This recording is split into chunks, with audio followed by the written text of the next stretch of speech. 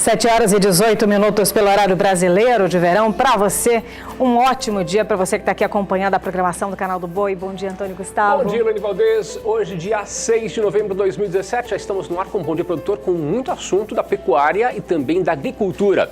Confira os destaques da edição de hoje. Você vai ver que o mercado do boi gordo, por conta do feriado, o mercado segue andando de lado.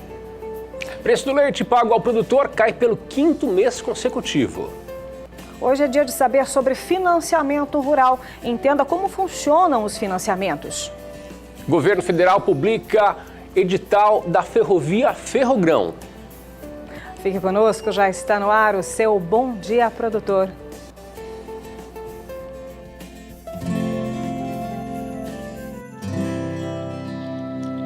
Acorda que o galo já cantou e o sol já vem fazer brotar mais um novo dia.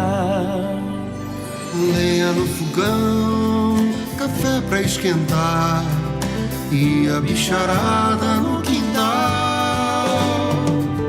Horta pra molhar, tira leite no curral, arreia o cavalo, tem gado pra campear.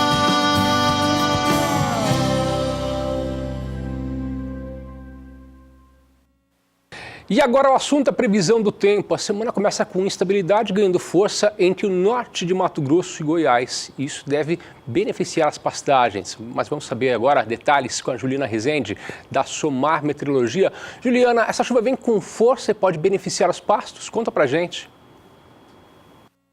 Agroclima. Oferecimento Santa Helena. As melhores sementes de milho para grãos e silagem.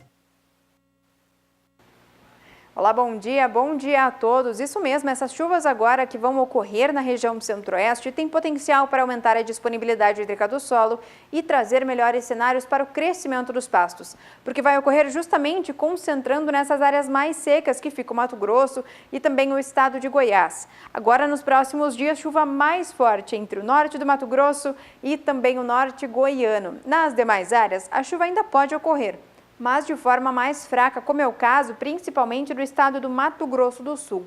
Só que no decorrer da próxima semana, essa chuva já vai voltar a ganhar um pouco mais de intensidade e se tornar mais abrangente, tanto no Mato Grosso como também no estado de Goiás. Previsão de acumulados de 50 até 70 milímetros.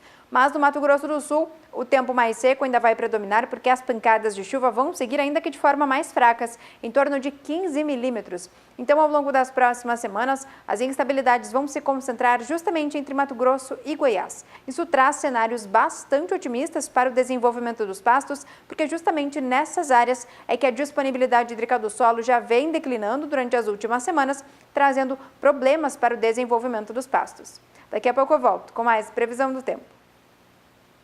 E o Bom Dia Produtor segue com cuidados específicos para você pecuarista que está acompanhando nessa manhã de segunda-feira de todo o Brasil. E olha, as doenças reprodutivas estão presentes em fazendas e podem colocar todo o trabalho, investimento em risco de ATF em risco, resultando em perdas gestacionais no rebanho. As enfermidades podem ser infecciosas ou não. Por isso é importante que o produtor fique muito atento sobre alguns cuidados para obter sucesso nas taxas de natalidade. Portanto, o impacto da prevenção contra doenças de reprodução nas taxas de prenhez de vacas de corte é o tema do Bom Dia Entrevista.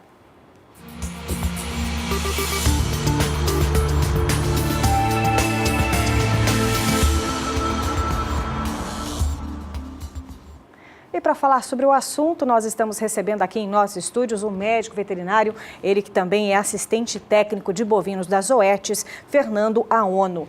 Bom dia, Fernando. Bom dia. Seja bem-vindo. Ele que amanhã, dia 7 de novembro, fala também sobre o impacto da prevenção contra doenças de reprodução nas taxas de prenhez durante a segunda edição do simpósio de atualizações veterinárias que acontece na unidade da Agrárias, na Uniderp, aqui na capital sul-mato-grossense. Seja muito bem-vindo aqui ao programa. Agradeço. É bom sempre esclarecer o pecuarista que investe pesadamente e, às vezes, por conta de um erro, acaba colocando tudo em risco, não é mesmo, Fernando?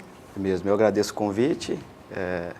Isso é muito importante, é um tema que às vezes não é tão explorado em fazendas, mas a gente tem feito um trabalho de massivo aí de conscientização para poder alertar o pecuarista desses problemas. Então, se alertar, vamos partir do princípio. Quais são as principais doenças que refletem nessas perdas fetais? A gente tem como os principais relacionadas a causar algum impacto negativo na reprodução de uma fazenda, a diarreia viral bovina, a rinotraqueite infecciosa bovina e a leptospirose. Popularmente são conhecidas, na sua ordem, por BVD, IBR e lepto. BVD e IBR são causados por agentes virais, BVD e a IBR por agentes virais e a lepto por bactérias. E geralmente essa perda, uma perda gestacional, em 100% dos casos, são por conta dessas doenças? Tem muita influência disso? Não, existem outros fatores que podem levar a uma perda gestacional. Eu posso citar aqui, bem resumidamente, vários fatores ambientais e também fatores ligados à genética. Então, uma junção de fatores, São uma junção de fatores, exatamente. Entretanto, o que é importante ressaltar é que, quando se consegue fechar um diagnóstico de uma perda gestacional, na maioria das vezes, um agente infeccioso está relacionado. Uma porcentagem que eu poderia dizer seria de 50% dos casos, existe uma relação de um agente infeccioso a essa perda gestacional. E olha, e como diagnosticar também que as matrizes apresentam algum desses problemas? É fácil identificar, Fernando? É simples, através da técnica sorológica, né, que é investigativa. Entretanto, o que eu sugiro é que o produtor ou o técnico que trabalha em uma propriedade específica, ele olhe para as informações da fazenda, né?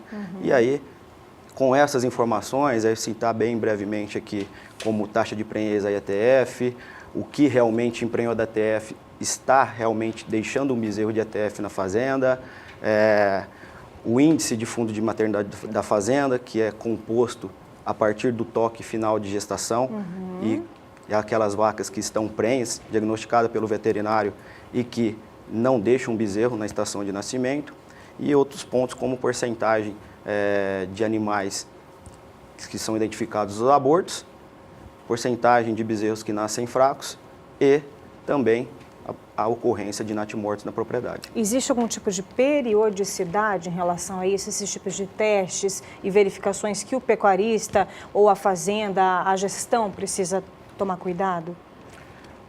O que é mais importante é ter essas informações previamente a qualquer trabalho reprodutivo para se definir o que vai ser feito, né? A necessidade de ser feito um investimento maior para aquela extração, principalmente nas fazendas de cria. E ó, existe também tratamento ou apenas prevenção para sanar o problema? Para IBR e para BVD não existe um tratamento com eficácia comprovada, específico, né? Se trata de vírus.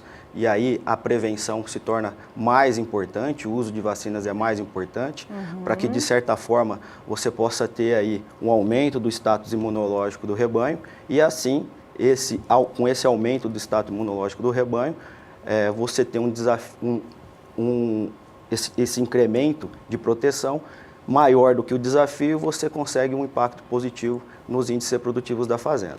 Já para a leptospirose, existe um tratamento com antibiótico, mas não descarta a vacinação, a prevenção. Vacinação sempre? Sempre. Sempre, né? Agora eu quero saber também outro detalhe. Com a sua experiência em campo, qual seria, então, o principal erro que os produtores que estão cometendo aí nesse sentido? Ou seja, o que eles estão deixando de fazer e que vem afetando esses índices reprodutivos de inseminação artificial, Fernando?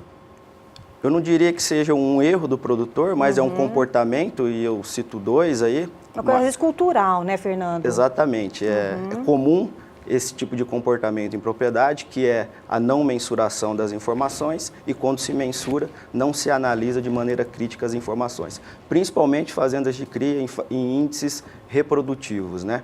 Esse é o primeiro comportamento. Um segundo comportamento é que é comum encontrar em fazendas o pensamento de que a prevenção não é um investimento, é um custo a mais para a propriedade. E a junção desses dois fatores gera uns problemas. Eu posso citar um exemplo básico. Sim. Existem proprietários que investem em transferência de embrião, IATF, na melhor assistência veterinária disponível, investe em sêmen de alto valor agregado, de touro de alto valor agregado. Só que? Esquece do básico, que é fazer o seguro de todo esse trabalho, que seria a prevenção.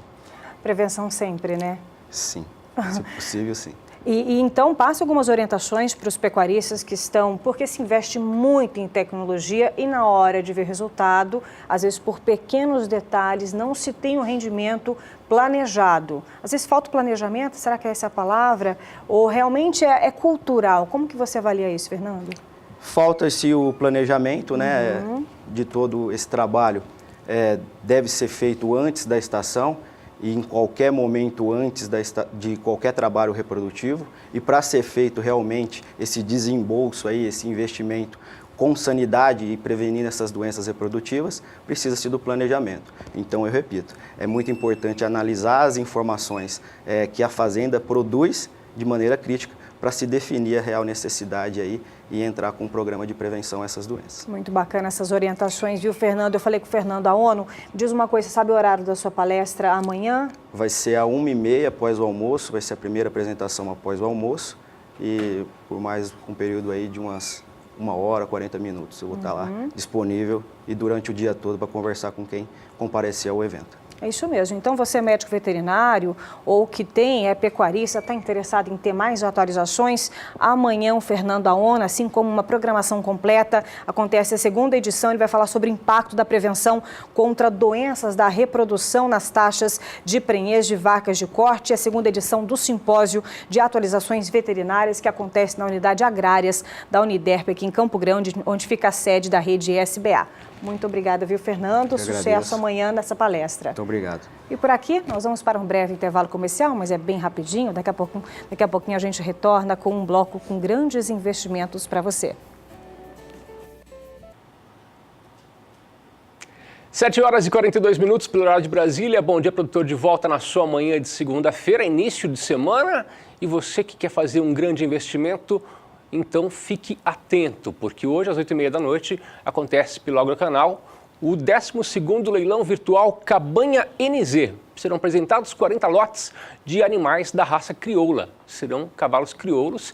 E quem vai falar para a gente mais informações sobre esse grande evento é o Neuvir Zardim, que já está por aqui nesta manhã de segunda-feira. Neuvir, é um prazer ter você por aqui junto com a gente. Muito bom dia. Bom dia, prazer é todo nosso. Estamos aqui novamente no nosso 12º leilão pelo SBA. E é hoje, né? É hoje, realmente é hoje. Fala pra gente sobre as características desse evento, quais animais que serão apresentados, conta tudo pra gente. A característica da cabanha principal é vender animais domados, tá? 95% do que está sendo oferecido hoje são animais domados, na maioria fêmeas, animais jovens, numa faixa de 3 a 5 anos, animais com toda uma vida de trabalho pela frente, quem não quiser para trabalho com uma vida reprodutiva. Nós vamos ter potrancas domadas, que estão aí aparecendo na tela até, vamos ter garanhões domados, vamos ter éguas de cria, e nós, junto com uma característica da cabanha, sempre a gente oferece algumas opções ao comprador, que é, bom, ele comprou uma potranca e ele quer acasalar com algum garanhão dos nossos, nós colocamos o garanhão à disposição, damos a potranca acasalada, sem custo nenhum. Fala um pouquinho mais pra gente sobre animais da raça crioula, que são animais que têm forte potencial, né? Eu sempre digo assim, que o animal crioulo é um dos mais completos que existe. Menos para cavalo de corrida, ele é o animal mais completo. E é um animal que foi adaptado, forjado pela natureza, né? E hoje ele trabalha no Rio Grande do Sul, muitas vezes com temperatura abaixo de 0, e muitas vezes com temperaturas perto de 40 graus. Então, é um animal que já mostrou que está adaptado para todo o Brasil, inclusive não está só no Brasil, já está na Europa, Estados Unidos. Então, eu diria assim, que é um cavalo muito completo, é um cavalo dócil, um cavalo resistente, é um cavalo rústico. Quem se interessou, é importante lembrar que pode fazer um cadastro antecipado para não deixar para a última hora, não é verdade? A gente sempre costuma alertar os nossos clientes, assim, muitas vezes o pessoal está pensando, mas eu não sei, acho que vou comprar ou não vou comprar. Indiferente se ele vai comprar ou não vai comprar, se ele está pensando em comprar, faça o cadastro. O cadastro do SBA, quem tem o cadastro do SBA serve, sem problema nenhum. Quem não tem o cadastro, faz o cadastro antecipado, tá? Entra lá no www.cabanhanz.com.br, que é o site do escritório, e faz o seu cadastro, porque muitas vezes o que acontece? Na hora do leilão, o leilão virtual é muito rápido, né? E na hora do leilão o pessoal tenta cadastrar, e aí automaticamente não dá mais tempo, o cliente fica mal atendido, não consegue lançar no lote que ele tinha opção e automaticamente isso não serve para ninguém. O cliente fica insatisfeito e não é o nosso objetivo. Serão 40 lotes, serão quantos animais e tem algum lote especial que você quer dar um alerta para o consumidor? Não, eu diria para ti assim, que eu sempre digo assim, um linguajar até folclórico, escolher cavalo é que nem escolher namorada. É muito difícil um escolher para o outro. Então assim, eu gostaria que o pessoal entre no site, vê os animais, se alguém tem alguma dúvida, entra em contato conosco nos telefones 055 99933 7786, porque cada animal é um ser vivo e ele tem características, tem animais que são mais calmos, tem animais que são mais nervosos, tem animais que são mais explosivos, menos explosivos, e a gente pode dar toda a orientação ao nosso cliente. A escolha do animal fica a critério do cliente. O que a gente pode dar é as características dos animais. Serão 40 lotes, em 50 parcelas, como é o critério do cavalo crioulo, 2 mais 2, mais 2, mais 44. Mensais e consecutivas, sem juros e sem correção monetária. Para o produtor rural que ficou interessado, quais serão as condições de frete? Conta pra gente. Nós vamos ter frete assim, nós sempre temos uma rota que vem até Campo Grande, passando por São Paulo. Dentro dessa rota, o produtor vai pagar R$ 750 por animal. Dentro do Rio Grande do Sul, R$ 500 por animal. Se o produtor quer ele pegar o animal, não tem problema nenhum. Ele pega na cabanha sem custo nenhum. Tá? Então, assim, ele tem a opção de aproveitar a rota e ele tem a opção de pegar o animal. Bom, mas eu sou lá do Ceará e quero comprar. Aí ele pode pegar dentro da rota que vem até Campo Grande, ou acertar com a empresa transportadora que leve até lá, acertando o diferencial do preço da rota até a sua propriedade, ou acertando o frete da propriedade da cabanha até a dele, sem ele precisar pagar nada da rota. Perfeito. Então, lembrando que é hoje, às 8h30 da noite, pelo Agrocanal, você tem essa grande oportunidade de participar do 12º leilão de cavalos da raça crioula. Muito obrigado, bom evento para você, boa sorte. Eu que agradeço a oportunidade, boa sorte a todos. Nós temos mais informações de importantes eventos. Elaine. E por aqui, falando em investimento em Capinópolis, Minas Gerais, surge mais uma grande oportunidade para você que está querendo fazer um investimento, viu? É que acontece o leilão Usina Vale do Paranaíba. Detalhes que você acompanha com Valdir Pacheco.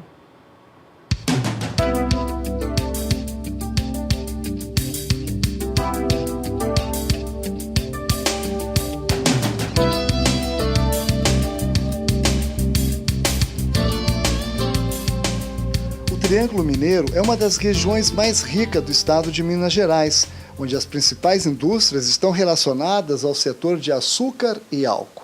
Nos últimos anos, o Triângulo Mineiro é a região que mais tem recebido investimentos.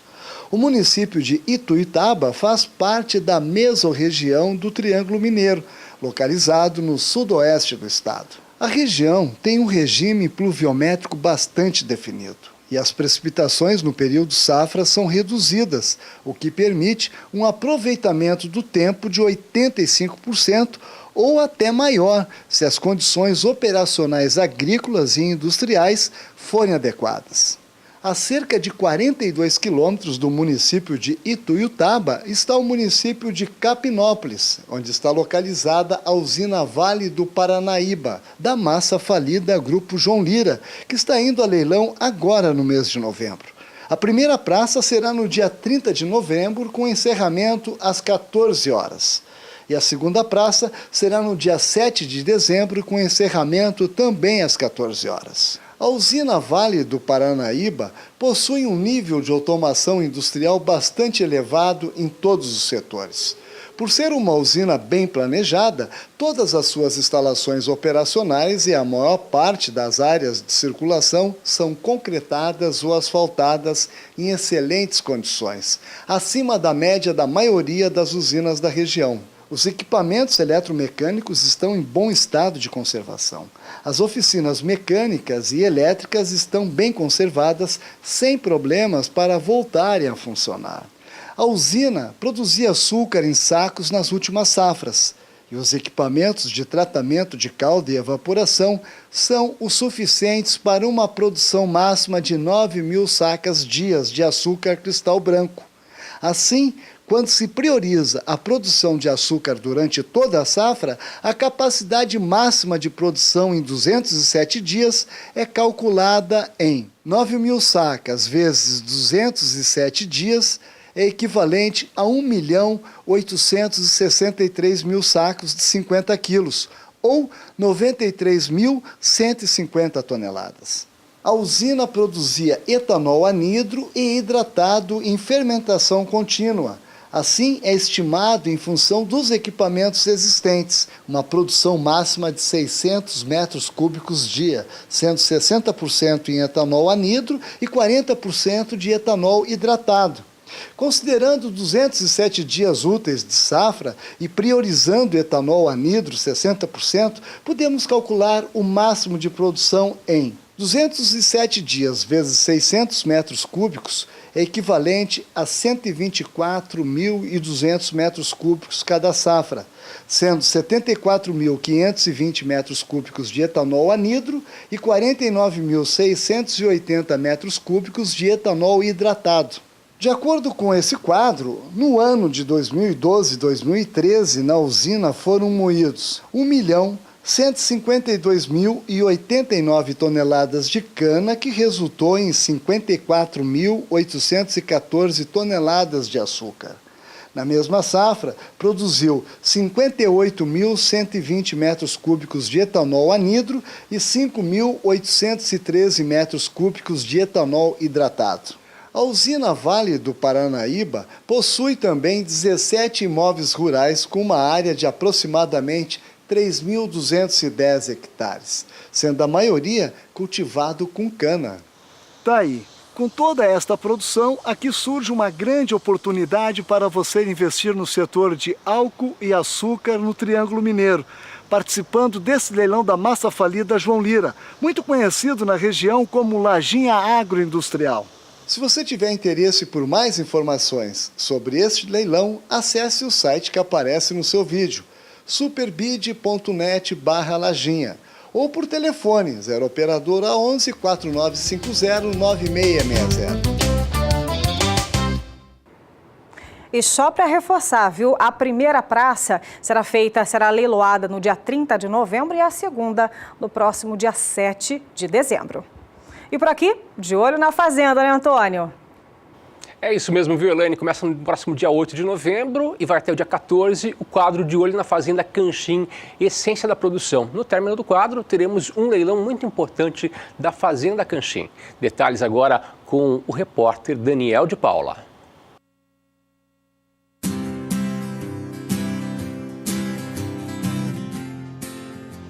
Tudo o que é essencial para a pecuária de corte está nessa raça sintética inventada pela Embrapa há quase 7 décadas.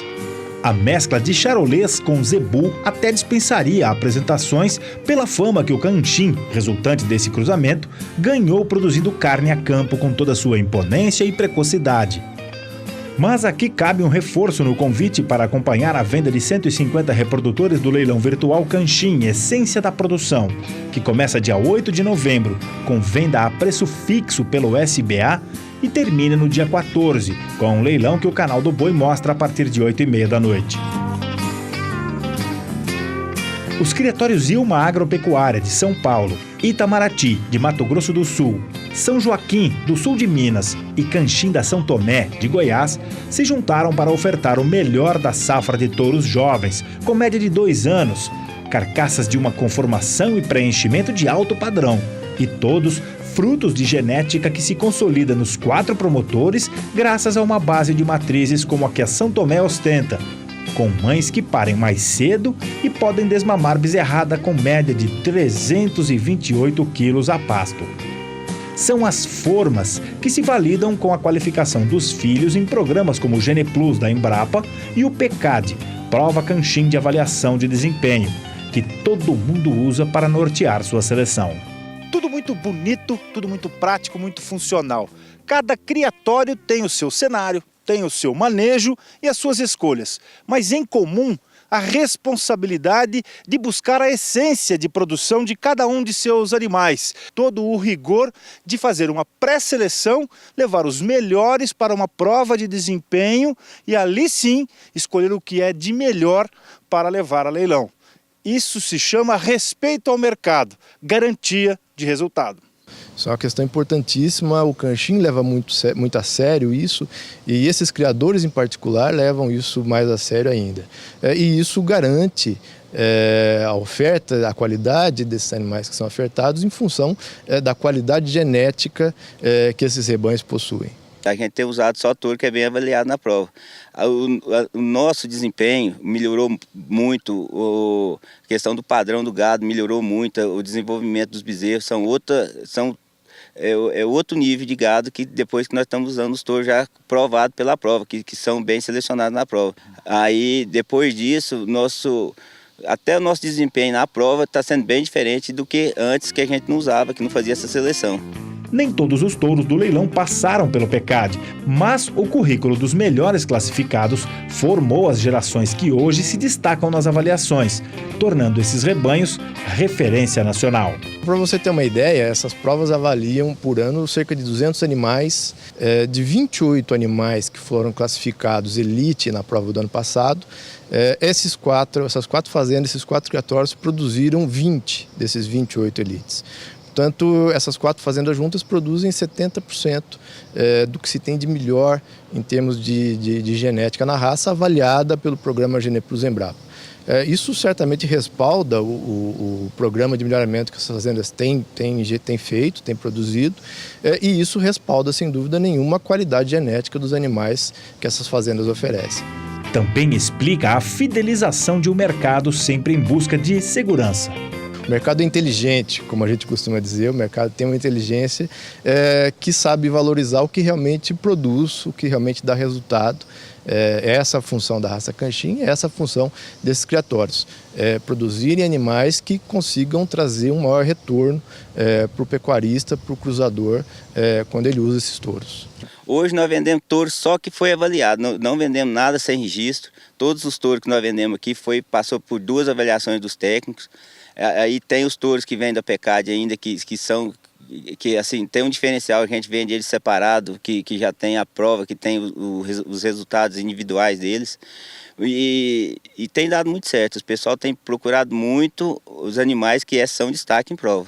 E volta para comprar. E volta sempre a comprar. Todo ano já está repetindo os clientes que não conheciam a raça, que hoje já tem resultado, estão todos voltando. Ainda mais numa modalidade que oferece a comodidade de investir com preço fixo, sem disputa e com a credibilidade e abrangência da televisão em nível nacional. A comodidade porque o comprador ele tem toda a liberdade de escolha, ele tem todas as informações disponíveis, ele pode pensar com calma, ele pode fazer uma compra consciente, como deve ser feita. A aquisição de genética é um ponto importantíssimo dentro da produção de gado de corte, a gente sabe disso. E certamente a raça Canchim e esses criatórios estão dispostos a oferecer isso ao pecuarista moderno, que é o que ele merece. Quem também quer esse benefício não pode perder o leilão virtual Canchim Essência da Produção, que o SBA mostra a partir do dia 8 de novembro, com preço fixo, e que termina com o leilão do dia 14, 8h30 da noite, pelo canal do Boi.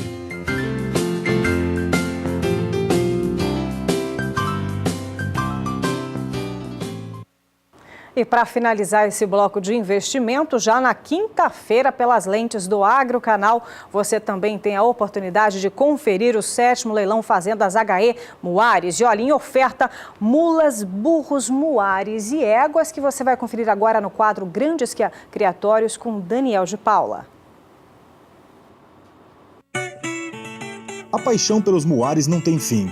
E é pensando nisso que essa dupla organiza o 7º leilão virtual Fazendas HE, que o Agrocanal mostra dia 9 de novembro, a partir das 8h30 da noite, com 50 lotes da mais alta qualidade. Foi transformando em negócio esse grande amor pelos muares que 9 anos de seleção com investimentos em genética contagiaram um mercado sempre aberto ao que é bom. A partir de éguas consagradas de grandes criatórios e jumentos com produções comprovadas e recomendação de especialistas, as fazendas HE multiplicaram seu plantel para atender uma demanda cada vez maior. O muar evoluiu demais nos últimos anos e nós tentamos acompanhar toda essa evolução, com animais belíssimos, muito bem criados, de uma índole excepcional, donos de uma excelente morfologia. São os animais diferenciados, né? Então a gente procura ver cabeça, orelha, aquelas orelhas bem implantadas, tesourada, né? Animal de cabeça seca. Você vê um animal já com uma postura bonita, você fala, nossa, que animal diferente, né? Que animal lindo. Isso que chama muita atenção e é o que a gente procura fazer hoje. Então quando a gente sai, reúne o pessoal nosso, vamos para uma cavalgada, a gente fica muito satisfeito. A procura é grande, o pessoal chega e quer conversar, quer comprar um animal. Então isso é o sinal de um belo trabalho, né? Isso que a gente procura fazer em todos os animais. Todos mesmo, de todas as eras, pelagens e linhagens. A diversidade dessa tropa atende qualquer desejo e se destina a qualquer fim, já que as fazendas HE sempre priorizaram animais que, desde jovens, mostram versatilidade, conforto, temperamento, morfologia desejada para qualquer finalidade. Pilares que essa seleção reforça a cada geração. O nosso foco é andamento, né? Andamento, morfologia, né? A docilidade, né? Que seria a índole deles. Então é isso que a gente vem agregar. E agora a pelagem também, né? Então pelagem, eu gosto de mula, para mim tem que ser preta. O outro fala, não, para mim tem que ser baia, tem que ser calçada. Então é variados gostos, né? Então tem para tudo. Então é o que a gente busca hoje fazer. Graças a Deus estamos conseguindo tirar animais diferenciados. Tirar e compartilhar com o mercado, como o que vem nessa venda especial na forma de animais jovens. Animais a ponto de doma, mulas e burros de patrão, éguas paridas, tudo com pelagens exóticas, um cardápio completo. 7º Leilão Virtual Fazendas HE, 9 de novembro, 8h30 da noite, com transmissão do Agrocanal.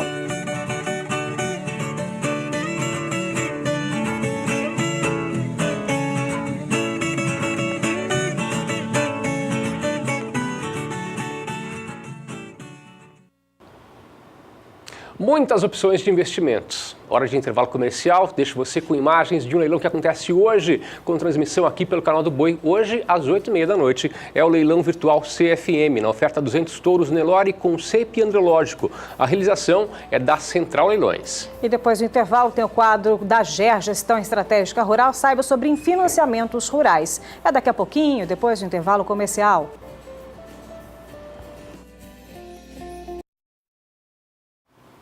8h05, muito bom dia para você que está ligando seu televisor agora e assistindo aqui o Bom Dia Produtor. E agora nós temos um quadro onde você tira dúvidas com relação à gestão da sua propriedade rural. É o quadro O Gestor e Você.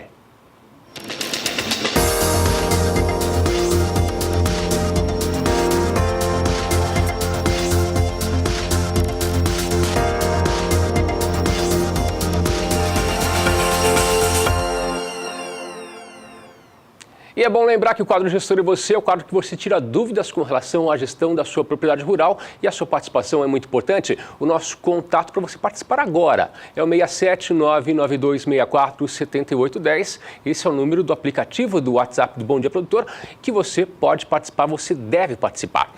Estou aqui recebendo o Jair Lorandes, da empresa GER, Gestão Estratégica Rural, que vai tirar dúvidas com relação a financiamento rural. Vamos destrinchar esse assunto agora, Jair. Vamos lá, esclarecer algumas coisas, Antônio. Muito bom dia para você, boa semana. Bom dia, Antônio, muito obrigado, bom dia. Vamos falar primeiramente como funciona o financiamento rural, Jair. Então, o financiamento rural, Antônio, ele auxilia o produtor rural na implantação de algumas técnicas ou até na produção na sua propriedade. Coisas importantes que ele precisa fazer junto à instituição financeira. Ter um cadastro atualizado. Todas as informações de bens e direitos que ele tem, e histórico de produção, entendeu? E, sem dúvida, o projeto de viabilidade, que ele precisa apresentar para o banco. Para o banco, instituir o valor que ele vai liberar para o produtor rural. Existem formas de financiamento rural, Jair? Existem na verdade, para a agricultura, implantação de lavouras, né, soja, milho, arroz, e o financiamento pecuário. O financiamento pecuário, ele pode ser para formação de pastagens e para aquisição de bovinos também. Existem essas duas modalidades da pecuária. Existe algum requisito para você pedir um financiamento rural? Isso vale muito do histórico do produtor, entendeu? É um histórico que ele já vem investindo nisso, que ele já tem uma certa dinâmica de trabalho nisso, não seja assim um aventureiro. Então, o banco analisa muito essas situações para saber aonde que ele vai colocar o dinheiro dele. Ele Sim. é um investidor e ele está investindo na produção. E esse produtor que vai fazer um financiamento, vamos imaginar que é um produtor rural. Ele tem que ficar atento a quais itens, porque muitas vezes pode não ser tão benéfico para ele assim, sim, né? Sim, exatamente. A modalidade, por exemplo, de uma agricultura e até de uma pecuária na implantação de pastagens, ele tem que ser ágil e ser objetivo na formação da sua lavoura ou até da pastagem, que isso lhe traga benefícios, entendeu? E lhe traga lucros. Por isso, o projeto de viabilidade. Então, o projeto de viabilidade ele tem que ser muito bem feito para ele admitir o financiamento, admitir os juros do financiamento e o produtor, na comercialização, ter os lucros para pagar esses financiamentos e melhorar a propriedade dele. Algumas técnicas que ele pode usar que vão ser benéficas para a propriedade dele durante vários outros anos também, não só no ciclo agrícola. O produtor ele tem garantias com o financiamento rural, Jair? O banco exige determinadas garantias, Antônio, para se resguardar do recebimento das parcelas. Então, quando o produtor informa, entra com pedido de financiamento com o projeto de viabilidade, o banco vai analisar o histórico dele, vai analisar o projeto de viabilidade e vai solicitar essas garantias. Então, conforme o projeto de viabilidade, são solicitadas as garantias. Existem algumas garantias que podem ser negociadas com o banco. Existem seguros, inclusive, seguro prestamista, que paga as parcelas, no caso de morte do mutuário, né? O seguro rural, que cobre a lavoura em si, a planta, e aí vem as garantias propriamente dito. Hipoteca, o aval, às vezes, de um terceiro, alienação fiduciária. O produtor compra um trator e esse trator fica alienado ao banco até ele terminar de pagar. Entendeu? Então, são as garantias mais usuais que os bancos solicitam para o produtor rural. E com relação à taxa de juros, o que você pode falar para a gente? Então, a taxa de juros, Antônio, hoje do governo federal, a recurso obrigatório, ela é 6,75 ao ano. É uma taxa que ela se considera até um pouco alta em virtude da Selic que temos hoje. Existem alguns bancos que eles emprestam, fazem um empréstimo, uma parte com recurso obrigatório e uma parte com recursos próprios. E aí essa taxa ela acaba sendo mais elevada. Então o produtor tem que ter muito cuidado nisso, porque às vezes ele precisa pegar uma certa quantia com recurso próprio do banco. E aí a taxa é mais elevada, isso vai influenciar no projeto de viabilidade dele. Ele tem que tomar esse cuidado com isso. Pensando nessa taxa de juros, se nós formos pensarmos numa situação de um produtor agrícola, você acha que é benéfico, é vantagem para ele? Antônio, na produção agrícola, não. Entendeu? A gente vê como um investimento na lavoura, por exemplo, construção de silos, ou até alguma, por exemplo, calagem da lavoura, acaba sendo benéfico, pagando uma taxa maior. Com as taxas de juros hoje, que a gente vem vendo, nessa redução que está tendo, a taxa de juros obrigatória do governo, ela está meio na contramão, entendeu? Uma taxa Selic a 7 e um 7,5 hoje, e uma taxa de recurso obrigatório a 6,75, ela está muito próxima disso. Então, a gente vê como a produção, às vezes, não compensa ele pegar esse financiamento.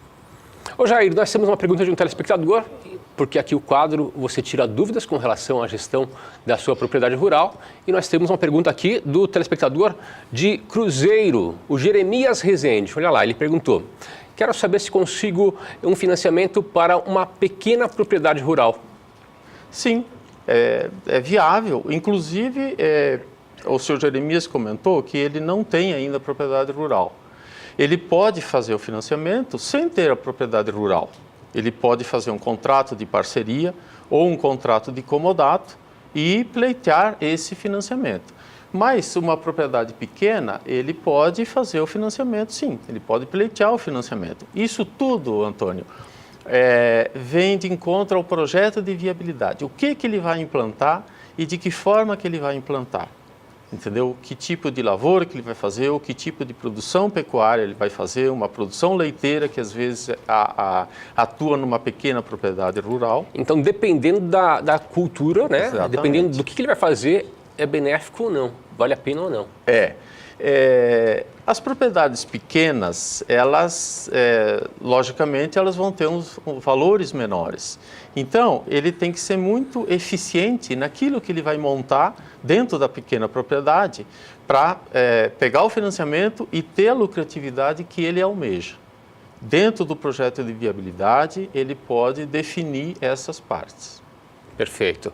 Se você ficou com alguma dúvida com relação a esse assunto, financiamento rural, você pode participar através do contato que você vê na tela, que é o 67992647810. Você nos manda a sua pergunta, que nós estaremos encaminhando aos gestores da GER, Gestão Estratégica Rural. Também nós temos o contato da GER, que é contato@gerconsultoria.com.br. Participe. Jair, muito obrigado. Obrigado, Antônio. Ótima semana. Muito obrigado para você também. Elaine. Por aqui eu troco de assunto. Pecuária leiteira chegando nessa manhã de segunda-feira. E olha, pelo 5º mês consecutivo, o preço do leite pago ao produtor durante o mês de outubro apresentou queda, referente ao leite entregue em setembro. E é isso que a gente vai dar um giro agora pelas principais praças produtoras, acompanhar a atualização feita pelo CPEA. Veja só. No Rio Grande do Sul, o preço bruto teve máxima de R$ 1,20, mínima de 87 centavos. A média estadual bruta foi de R$ 1,05, queda de 8,99% na comparação com o preço de setembro.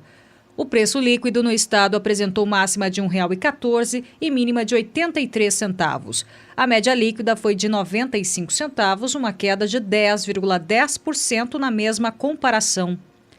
Em Santa Catarina, o preço bruto teve máxima de R$ 1,16 e mínima de 84 centavos. A média estadual ficou em R$ 1,02, queda de 7,79%. O preço líquido apresentou máxima de R$ 1,06 e mínima de 74 centavos, com média de 92 centavos, queda de 8,19% na mesma comparação. No Paraná, o preço bruto teve máxima de R$ 1,17 e mínima de R$ 1, com média de R$ 1,10, queda de 8,02%. O preço líquido apresentou máxima de R$ 1,08 e mínima de 91 centavos. A média ficou em R$ 1,01, queda de 8,26%. Na Bahia, o preço bruto teve máxima de R$ 1,39 e mínima de 97 centavos. A média estadual bruta foi de R$ 1,20, queda de 2,59% na comparação com o preço de setembro. O preço líquido no estado apresentou máxima de R$ 1,26 e mínima de 85 centavos. A média líquida foi de R$ 1,07, queda de 2,22% na mesma comparação. No Ceará, o preço bruto teve máxima de R$ 1,29 e mínima de R$ 1,08. A média estadual ficou em R$ 1,20, uma queda de 2,11%. O preço líquido no estado apresentou máxima de R$ 1,26 e mínima de R$ 1,04. A média líquida foi de R$ 1,15, queda de 2,14%. Em Minas Gerais, o preço bruto teve máxima de R$ 1,30 e mínima de 91 centavos. A média estadual bruta ficou em R$ 1,13, queda de 5,69% na comparação com o preço de setembro. O preço líquido no estado apresentou máxima de R$ 1,20 e mínima de 81 centavos. A média líquida foi de R$ 1,03, queda de 5,63% na mesma comparação. Em São Paulo, o preço bruto teve máxima de R$ 1,31 e mínima de R$ 1,04. A média estadual bruta foi de R$ 1,21, queda de 5,09%.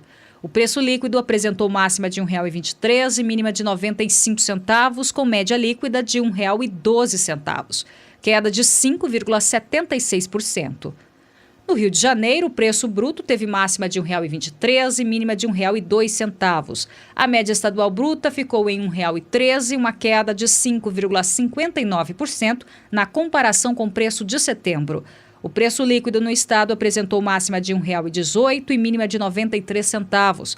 A média líquida foi de R$ 1,04, uma queda de 5,89% na mesma comparação. Em Goiás, o preço bruto teve máxima de R$ 1,23 e mínima de 89 centavos, com média de R$ 1,05, queda de 7,16%. O preço líquido apresentou máxima de R$ 1,11 e mínima de 77 centavos. A média líquida foi de 93 centavos, uma queda de 8,04%. No Mato Grosso do Sul, o preço bruto teve máxima de R$ 1,22 e mínima de 88 centavos. A média estadual bruta foi de R$ 1,04, uma queda de 6,32% na comparação com o preço de setembro. O preço líquido no estado apresentou máxima de R$ 1,05 e mínima de 72 centavos. A média líquida ficou em 88 centavos, queda de 7,12% na mesma comparação. E para os próximos dias existe possibilidade de temporais para a região norte de Minas Gerais. Mas vamos saber como fica a situação climática na região sudeste do país com a Juliana Rezende, da Somar Meteorologia. Juliana, conta pra gente. Em grande parte do Sudeste, as instabilidades vão seguir espalhadas. Isso vai trazer cenários otimistas para a maior parte das áreas de pastagens. Agora, a disponibilidade hídrica do solo só está bastante elevada em grande parte do estado de São Paulo, sul de Minas Gerais e toda essa faixa leste da região sudeste. Nos próximos dias, já vai ter cenários mais otimistas e principalmente para o norte de Minas Gerais, acumulados de 30 até 50 milímetros. Nas demais áreas também tem previsão de pancadas na região, só que de forma mais fraca, acumulados baixos que não devem passar de 15 milímetros no interior do estado de São Paulo. No decorrer da próxima semana, essa chuva agora mais forte do norte de Minas Gerais vai acabar se espalhando por praticamente todo o estado mineiro. Previsão de 50 até 70 milímetros em praticamente todo o estado de Minas Gerais. Apenas no estado de São Paulo as pancadas devem seguir de forma mais fraca e os acumulados não vão passar de 15 milímetros. Então, ao longo das próximas semanas, com essas chuvas ocorrendo ainda que de forma bastante abrangente na região sudeste, os cenários para as áreas de pastagens ainda seguem muito otimistas, porque as instabilidades, mesmo que de forma mais fraca no estado de São Paulo, ainda mantêm a umidade do solo mais elevada. Agora, nas áreas mais secas de Minas Gerais, essas chuvas são fortes o suficiente para ter potencial para aumentar a disponibilidade hídrica do solo. Daqui a pouco eu volto com mais previsão do tempo. E olha, é sonho de todo produtor, pecuarista, obter um máximo de produtividade e, claro, rentabilidade. Mas agora eu tenho uma pergunta para você. Como é que você está cuidando dos seus pastos? Está cuidando bem? Está dando a tamanha atenção, devida atenção? Bom, então, para facilitar o trabalho, eu vou apresentar para você agora a VDTEC, um ótimo trabalho que vem sendo desenvolvido pela Germipasto, mas quem vai te contar os detalhes, inclusive com redução de custo, viu? Você vai fazer economia. É o engenheiro agrônomo Guilherme Beretta, dos produtos Germipasto. Bom dia, Beretta, bem-vindo. Olá, Elaine, bom dia a você, bom dia a todos que nos acompanham através aí das lentes do canal do Boi, no Bom Dia Produtor.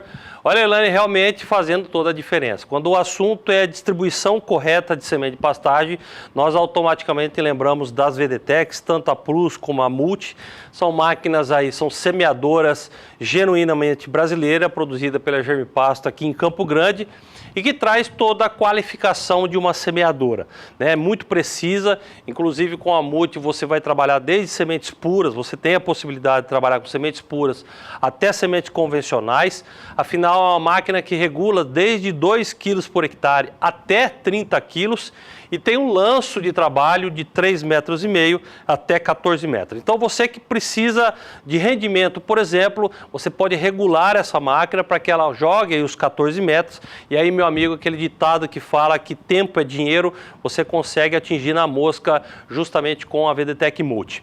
Outro detalhe importante, Elaine, que é o que você citou no início, é justamente a economia que essa máquina proporciona. Olha, você que principalmente trabalha com pecuária e precisa aí de agilidade, nós indicamos que você instale a VDTEC tanto na dianteira como na traseira do trator. E aí, meu amigo, nós conseguimos dessa forma colocar um segundo equipamento. Nós estamos vendo aí nessas imagens, esse segundo equipamento aí nesse caso específico é a plantadeira. Esse produtor rural é um exemplo de uma propriedade aqui próximo de Campo Grande, onde ele está fazendo a distribuição da braquiária rusiziense, você que trabalha com a agricultura, com a integração lavoura-pecuária. Então está aí a rusiziense na frente, sendo distribuída pela VDTEC, e atrás o plantio do milho segunda safra, milho safrinha, fazendo com que você tenha aí 2 operações de uma única máquina. E lembra daquela história da economia? É justamente isso, você coloca o segundo equipamento e aí você tem a economia garantida aí na sua propriedade. Olha, não perca tempo, você produtor rural que precisava melhorar aí o plantio das suas sementes, o nome é VDTEC Plus e também VDTEC Multi. Olha, vamos dar exemplo de tudo isso que a gente comenta. Nós fomos lá para o interior do Mato Grosso, a fazenda é São Bento, adquirir os nossos produtos e está bastante satisfeita. Dá uma olhada aí.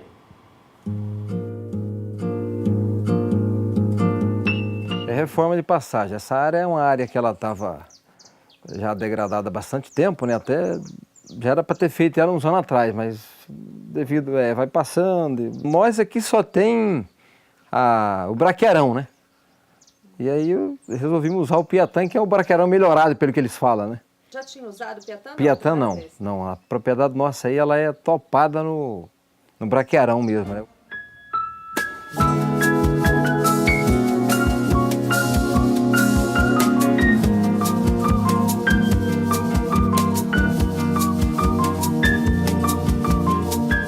Muito boa, né? Eu já conheci ela pelo canal do Boi, né? Eu já vi propaganda. Meu pai até que ele foi o primeiro que viu. Ele falou, olha, tem uma maquininha que vai na frente do trator, né? Já faz 2 serviços em um, né? Mas muito boa. Foi através do amigo, eu estava comprando a semente aqui, vizinha, aqui na Jaciara, né? Aí conversando com um amigo aí que é o Flávio, ele falou, eu compramos da Agronidos e ele tem uma... Ele nem sabia até que era... Eu já conhecia a máquina pela TV. Ele falou, ele tinha uma maquininha lá que põe, né? Falei, tá, eu já sei que máquina é aqui. Aí peguei o telefone, conversei com o Mauro, né, que é xará. Ela é bem funcional, né? Ela é prática, né? Qualquer pessoa manuseia ela, não tem. Ali regulou a velocidade do trator e não tem erro, né? Foi tranquilo. Tranquilo. E a precisão dela? Muito boa. Todo mundo que via a máquina, né? Inclusive até pararam aqui, porque o trator ficava na porta e aí? Mas eles... Pararam para quê? Para olhar a máquina, né? Porque ver aquela máquina na frente do trator, o pessoal é curioso, né?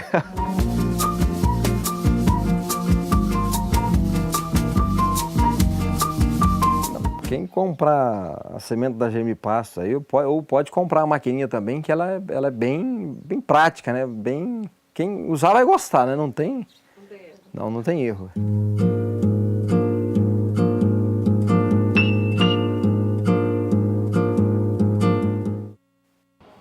Olha, tá aí os trabalhos da VDTEC Plus, nesse caso é a VDTEC Plus, proporcionando bons resultados aí na propriedade, lá na fazenda São Bento, uma propriedade no interior do Mato Grosso. Olha, meu amigo, agora é com você. Se você gostou do que você viu, é isso que você precisa aí na sua propriedade, basta pegar o telefone e entrar em contato com a central de vendas da Germi Pasto.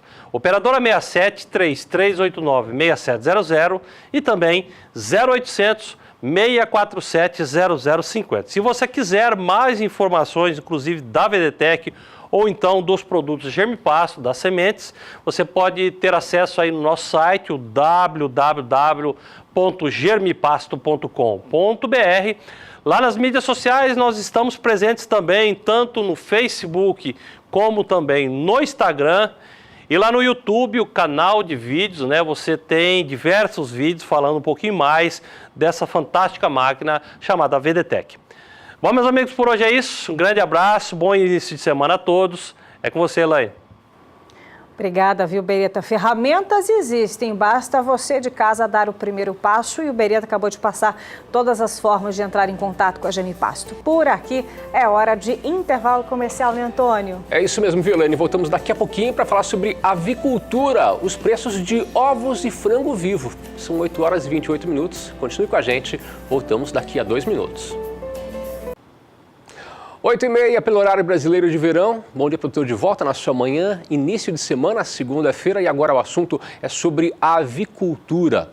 O frango vivo apresentou alta no acumulado de outubro nas principais praças pesquisadas pela agência Rural Business. O que pôde ser visto foi um cenário onde a demanda interna esteve mais aquecida e isso contribuiu para os preços. Também houve uma certa paridade entre as praças pesquisadas. Vamos acompanhar aqui a evolução dos preços nos últimos 30 dias na apuração da agência Rural Business. Você pode acompanhar aqui que em São Paulo o preço médio nesses últimos 30 dias está em R$ 2,62 o quilo vivo. A variação é de 3,85%. Em Minas Gerais está em R$ 2,42 com alta de 4,17%. No Rio de Janeiro, R$ 2,62, também com alta de 3,85%. Já nos estados de Goiás, Mato Grosso do Sul, Mato Grosso e no Paraná, o preço foi de paridade de R$ 2,32 o quilo, com alta de 4,35%.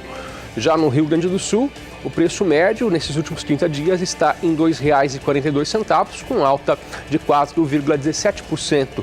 Santa Catarina, R$ 2,37, com alta de 4,26%. E já no Ceará está o preço médio em R$ 2,87, com variação positiva de 3,51%. Como você pôde ver, o preço do frango vivo nos últimos 30 dias apresentou alta nas principais praças de comercialização do país. Você acompanha agora as cotações do frango pelo país.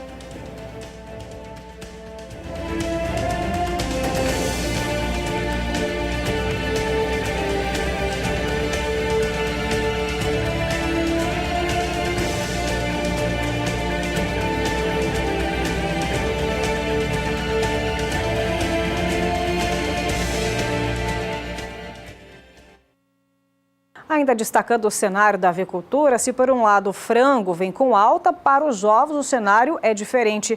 Desde o início deste ano de 2017, desde janeiro, é que vem apresentando quedas consecutivas. Para você de casa ter uma ideia, tanto a caixa de ovos brancos ou vermelhos também apresentaram uma queda de cerca de R$ 6,00 em comparação com a quarta semana do mês de outubro. E são esses números que você acompanha agora na tela do seu televisor, atualizados na última sexta-feira pela Avissites, com preço do mercado atacadista do estado de São Paulo. O preço médio a gente vai aqui acompanhar desde o comecinho do ano, 2 de janeiro de 2017, a caixa de ovos do tipo branco estava R$ 60,00 e agora para o período, na última sexta-feira atualizado pelo site Avissites, R$ 61,00. Já no dia 18 de agosto, aqui vermelhos também R$ 61,00. 18 de agosto, o preço aqui dos ovos do tipo branco, R$ 81,00 e para o tipo vermelho, R$ 85,50.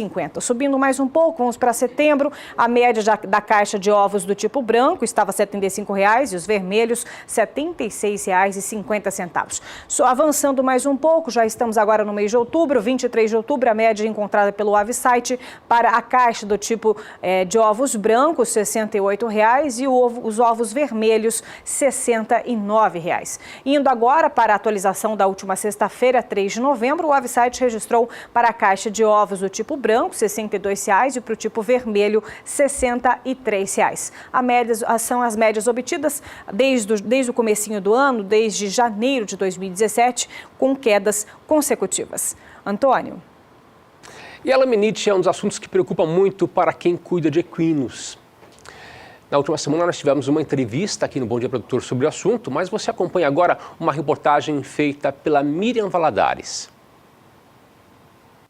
Dor e dificuldades para se locomover podem ser sinais de laminite. A doença, popularmente conhecida como aguamento, atinge os equinos e deve ser diagnosticada e tratada com rapidez. A laminite é uma doença que acomete o casco do cavalo. Na verdade, o tecido que sustenta o osso dentro do casco do cavalo. Então ocorre um problema circulatório nessa região que irriga o tecido que se chama as lâminas do casco, e esse tecido se desvitaliza. E aí o osso, que seria a terceira falange, que fica dentro do casco, ele fica solto e existe um tendão que puxa esse osso para baixo, que a gente fala que roda o osso dentro do casco, que rotacionou o osso dentro do casco. O animal ele sente muita dor, ele começa a mancar, ele fica trocando os apoios também, ora pisa com uma mão, ora pisa com a outra, e ao se deslocar, na maioria das vezes ele joga o peso para o posterior, porque normalmente acomete principalmente a mão, os anteriores. Então ele desloca o peso para trás para facilitar a sua movimentação. Nesta clínica particular, que fica em Campo Grande, no Mato Grosso do Sul, encontramos alguns animais em tratamento. A incidência da doença é grande. Os estudos apontam que outras enfermidades acabam por desencadear no surgimento da laminite. É a doença mais estudada em cavalo. Ainda não se tem ciência exata da fisiopatogenia da laminite. Porém, a gente tem algumas teorias. Seria a endotoxina, que são fragmentos de bactérias gram-negativas, seria por fermentação num caso de cólica, por proliferação bacteriana num caso de retenção de placenta, infecção uterina, ou uma pneumonia muito severa, pode ser também um abscesso muito grande, qualquer coisa que cause uma proliferação de bactérias gram-negativas. Posterior à sua morte, libera a endotoxina, isso cai na corrente sanguínea e pode predispor a laminite.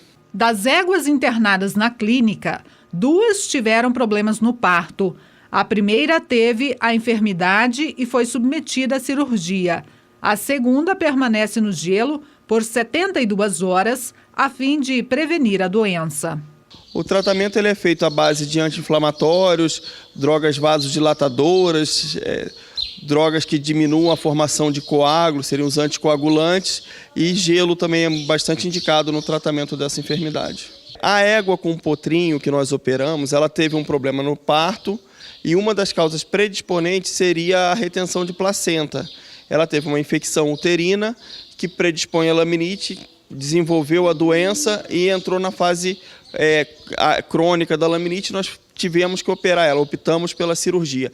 A égua em questão que está prevenindo, ela teve um problema de parto hoje, veio ao hospital para a gente fazer uma terapêutica para prevenir o surgimento dessa laminite. Isso é muito importante nesses casos. Esta outra égua também teve laminite. Ainda na fase aguda, a doença foi controlada apenas com medicação. No terceiro caso, é um cavalo que começou há 2 dias a laminite, ele se encontra ainda na fase aguda, porém evoluiu muito bem, a claudicação dele melhorou bastante, a probabilidade dele não entrar na fase crônica e resolver o problema, assim como a égua pente, é muito grande. Tá aí orientações importantes para você que trabalha com os equinos. Por aqui a gente segue com mais informações, previsão do tempo. Vamos para a região sul do país, onde chuvas irregulares também devem acontecer entre os estados da região sul, principalmente nessa primeira quinzena do mês de novembro. Eu vou perguntar então a Juliana Rezende, da Somar Meteorologia, chuvas suficientes para melhorarem as condições hídricas do solo? É com você, Juliana. Os índices de umidade do solo na região sul ainda seguem bastante elevados. Como a gente pode ver no mapa, a umidade do solo ainda está em torno de 90% na maior parte da região sul. Isso garante cenários otimistas e bom crescimento para as áreas de pastagens por conta desse elevado índice de umidade. Agora, nos próximos dias, as chuvas na região sul vão acabar perdendo bastante intensidade por conta do afastamento de uma frente fria que vai avançar pela costa do sudeste. Agora, as instabilidades seguem de forma mais fraca nos 3 estados da região sul, acumulados baixos que não devem passar de 15 milímetros na maior parte da região. E no decorrer da próxima semana, as instabilidades vão seguir frequentes no sul do Brasil, mas vão seguir ainda que de forma bastante fraca, porque agora os acumulados não devem passar ainda ainda que de 15 milímetros em apenas 5 dias. Então, no decorrer das próximas semanas, instabilidades perdendo intensidade na região sul, mas ainda não devem perder força a ponto de provocar cenários mais problemáticos para o desenvolvimento dos pastos, porque as chuvas, mesmo que de forma mais fraca, ainda persistem nos 3 estados do sul do país, colaborando para manter a umidade do solo elevada, garantindo um bom crescimento para os pastos. Daqui a pouco eu volto com mais previsão do tempo. Começou em outubro e vai até março o Censo Agropecuário 2017. Nos próximos meses, o Instituto Brasileiro de Geografia e Estatística, IBGE, vai percorrer as propriedades rurais coletando informações sobre o setor agropecuário brasileiro. O Adriano Dival, nosso leiloeiro aqui do Canal do Boi, tem para você um recado. Acompanhem. Produtor rural sabe tudo sobre sua propriedade, sobre o seu negócio, certo? Então responda rápido. Quanta mão de obra você tem? Quantos hectares você planta? Quais culturas você produz? Sabe as respostas? Ótimo, porque o Brasil precisa dessas e de muitas outras informações que só você tem. Vem aí o Censo Agro 2017, que vai correr o país entre outubro desse ano a fevereiro do ano que vem, para criar um retrato fiel do campo. Com dados atualizados, o Brasil vai poder criar políticas e soluções para todo tipo de produtor rural. E aí, meu amigo, minha amiga, nossa agropecuária vai ficar ainda mais forte. Acesse censoagro2017.ibge.gov.br para saber mais. Faça a sua parte, receba bem o recenseador e responda corretamente. Censo Agro, vamos colher resultados para o Brasil. IBGE, Governo Federal, Ordem e Progresso. Esse foi o recado do IBGE. Receba bem o recenseador. Hora de intervalo comercial. Isso mesmo, daqui a pouquinho tem a agricultura chegando nesta manhã de segunda-feira para começar muito bem para a sua tomada de decisão. 2 minutinhos, a gente volta. 8h45 pelo horário brasileiro de verão. Bom dia, produtor, de volta na sua manhã, início de semana, segunda-feira. E a Rússia pode dificultar as negociações com o Brasil. Isso porque provavelmente ela pode limitar as negociações de carne bovina e de carne suína. Mais informações com Walter Puga, direto da B3 Brasil Bolsa Balcão. Walter, muito bom dia para você, boa semana.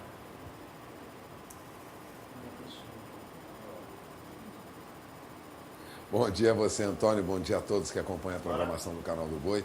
Bom, a demora do Brasil em cumprir uma promessa, né, que já foi feita para os russos lá atrás, né, há 2 anos, já, aliás, afeta as exportações de carne bovina e de carne suína, pode respingar, na verdade, na indústria de carne suína, prejudicando um mercado que é responsável aí por 40% das exportações brasileiras de carne suína, viu? O jornal Valor Econômico destaca hoje que a Rússia vem demonstrando desconforto já com o atraso da abertura de mercados no Brasil para os pescados russos e também para o trigo russo, né? Bom, isso foi anunciado lá atrás, em outubro de 2015, pela então ministra da Agricultura na época, Cátia Abreu, né?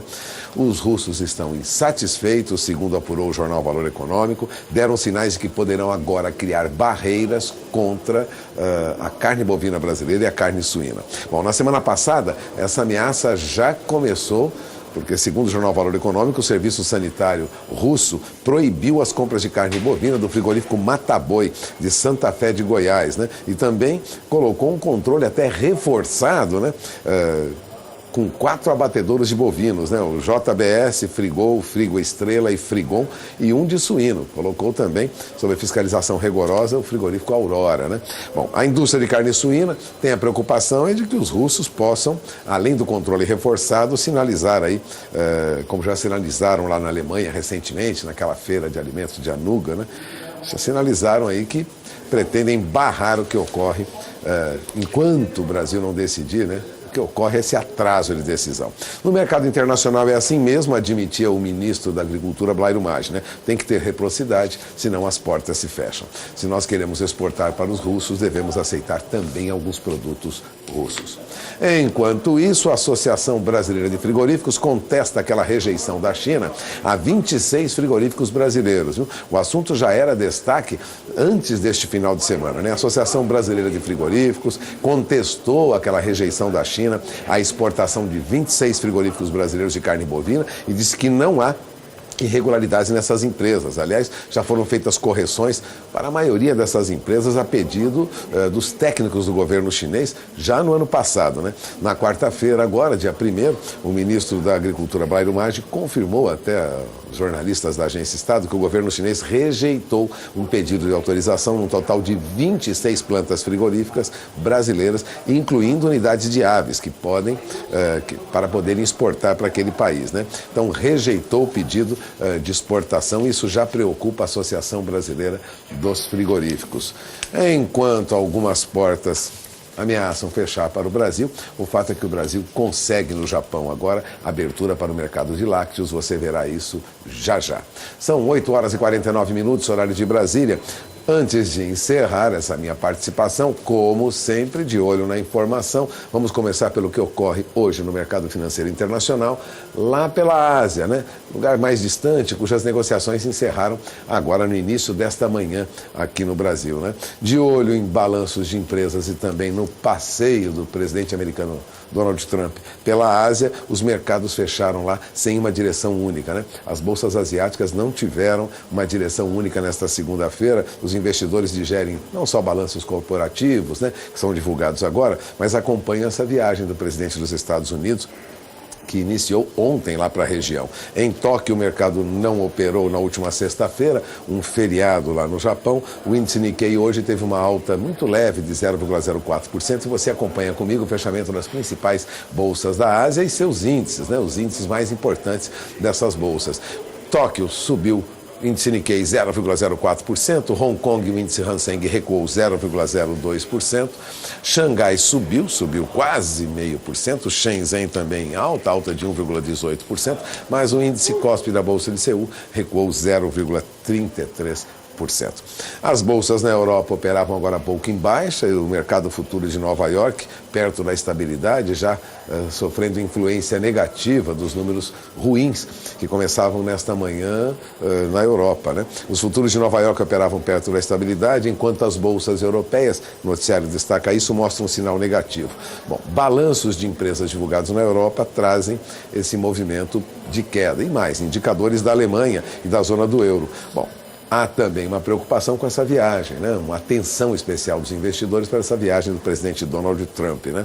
Ele está hoje no Japão e ampliou a sua pressão sobre o governo japonês. O que o presidente dos Estados Unidos deseja é o fechamento de um acordo bilateral de comércio com os Estados Unidos. O presidente norte-americano disse ainda que, numa entrevista coletiva para jornalistas em Tóquio, que o Japão irá comprar grandes quantidades de equipamento militar dos Estados Unidos. Os primeiros índices nesta manhã, lá na Europa, você tem na tela do seu televisor, vamos acompanhar, você tem Frankfurt com queda de 0,24%, Londres em queda também de 0,17%, Paris recua, o índice CAC da Bolsa de Paris recua 0,25%, Madrid cai quase 0,5%, Milão também recua.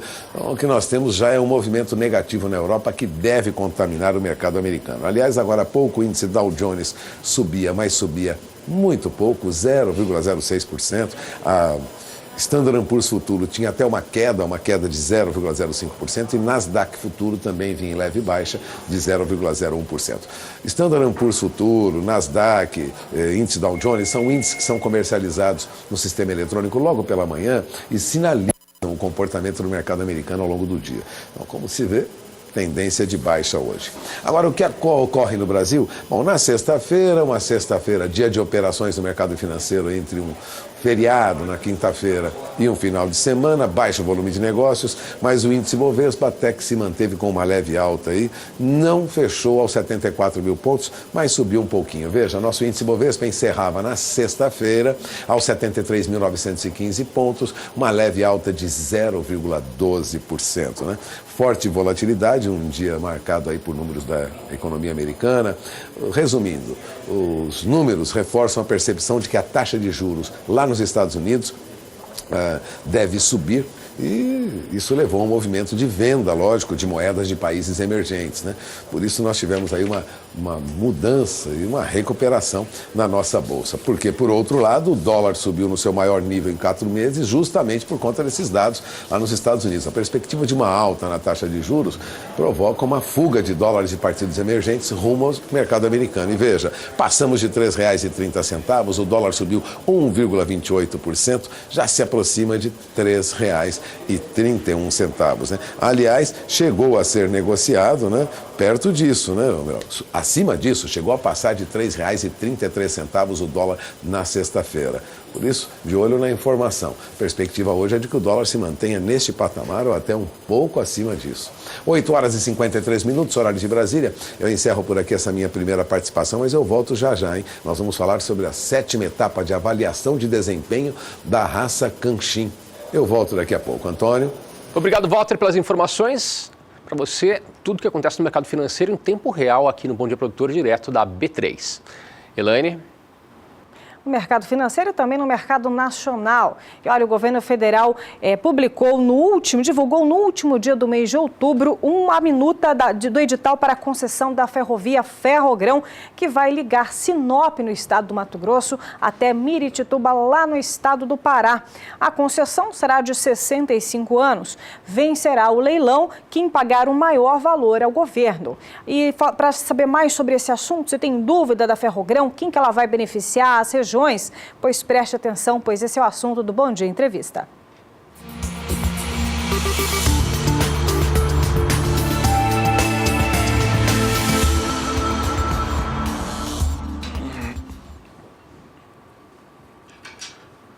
Para falar sobre o assunto, estamos recebendo aqui em nossos estúdios João Pedro Cuti Dias, analista de agronegócio aqui do Canal do Boi. Bom dia, João. Bem-vindo aqui ao programa. Bom dia. Vamos falar então desse passo decisivo. Eu tenho até para complementar, viu, João? Após marcar para fevereiro de 2018 o leilão da Norte-Sul, a divulgação do edital, então, da Ferrogrão é mais um passo do governo na tentativa de fazer deslanchar as concessões das ferrovias? Elaine, para um país continental como o Brasil, ferrovia é imprescindível. Nós precisamos de ferrovias. O fato dessa ferrovia Ferrogrão ser projetada, construída e operada pela área privada é um bom alento, porque a Norte-Sul desde o Sarney, faz mais de 30 anos está sendo construída e não opera, na sua grande maioria. Por quê? Porque bota uma empresa estatal, a Valec, indicada pelo Sarney, o presidente, foi para a cadeia, saiu da cadeia, voltou, ou seja, a estatal fica muito mais presente nas páginas policiais do que nas páginas econômicas, então não é por aí o caminho.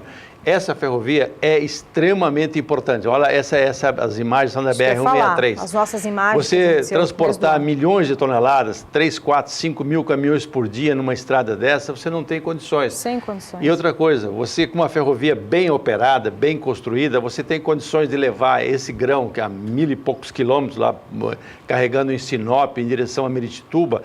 Miritituba já tem uma estrutura fluvial extraordinária, tem 6 terminais fluviais que podem carregar esse grão, seja soja, seja milho, seja qualquer outro produto, até os navios para exportação, seja em Barcarena, no Pará, ou seja no próprio rio Amazonas, fazer transbordo dentro do próprio rio.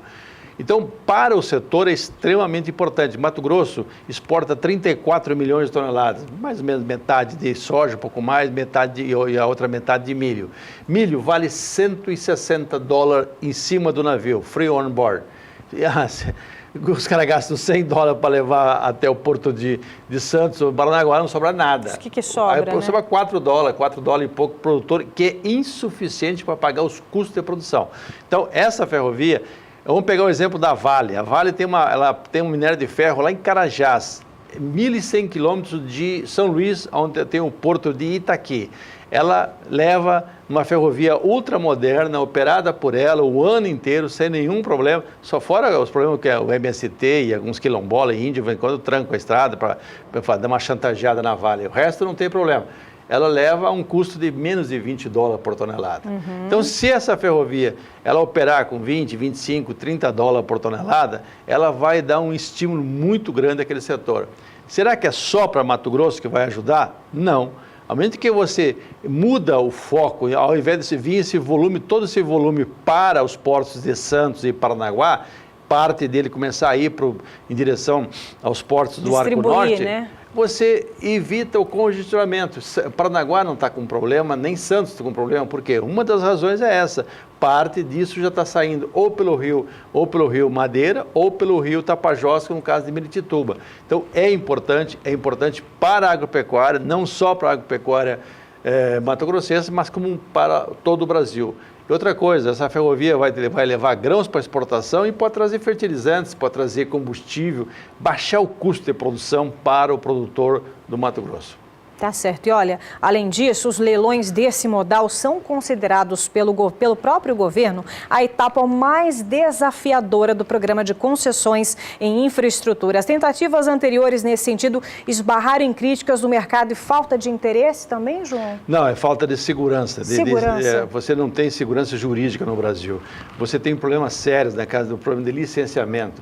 As dificuldades do licenciamento é um absurdo, o tempo que demora, não há um prazo, não há uma definição clara disso. Essa ferrovia ela vai correr paralela à 163, na área de domínio da 163. Então já facilita bastante o processo, tanto de construção como de operação no futuro.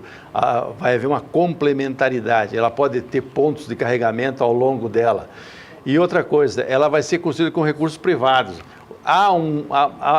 Existem trilhões de dólares no mundo, inclusive em alguns locais com taxas negativas, ou seja, o cara aplica $1 trilhão vai receber 980 bilhões ou 990 bilhões daqui 3, 4 anos. Taxas negativas em termos de aplicação. Esses recursos poderiam ser muito bem alocados na construção da ferrovia. Ela é uma ferrovia que ela se paga pelo faturamento, pela operação dela, 20, 25 milhões de toneladas, viabiliza uma ferrovia. Em 1.142 quilômetros. Mas viabiliza tranquilamente. E outra coisa, construída com recursos privados, eles projetam 12 bilhões e meio, vai custar 13,5, não é com recurso público. Pegar aquela refinaria Abreu Lima, 4 bilhões, está em 18, não está pronta. Por quê? Porque a corrupção, a incompetência, etc.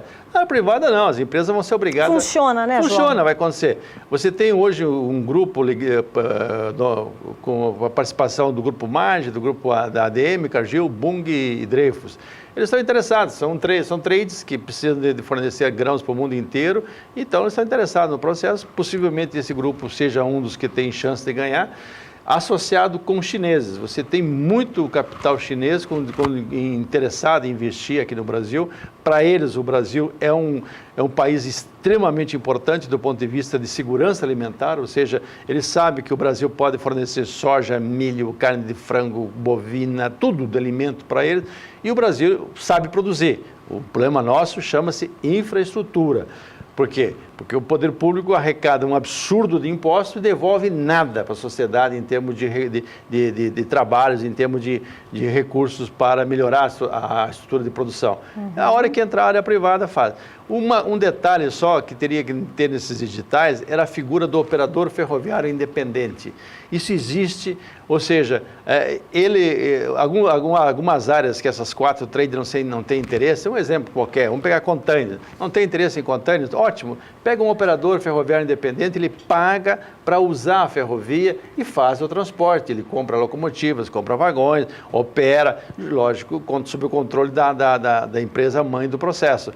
Essa é uma figura importante, porque a operação do operador ferroviário independente, ele permitiria uma democratização do acesso, porque a ferrovia, por natureza, ela é monopolística, ou seja, aquele que tem o controle da ferrovia é o que usa ela.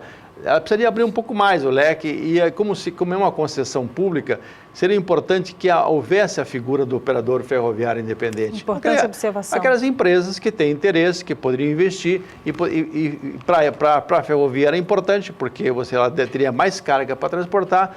Para a sociedade, extremamente importante, porque você teria condições de usar um modal extremamente eficiente, um custo menor e democratizar o acesso.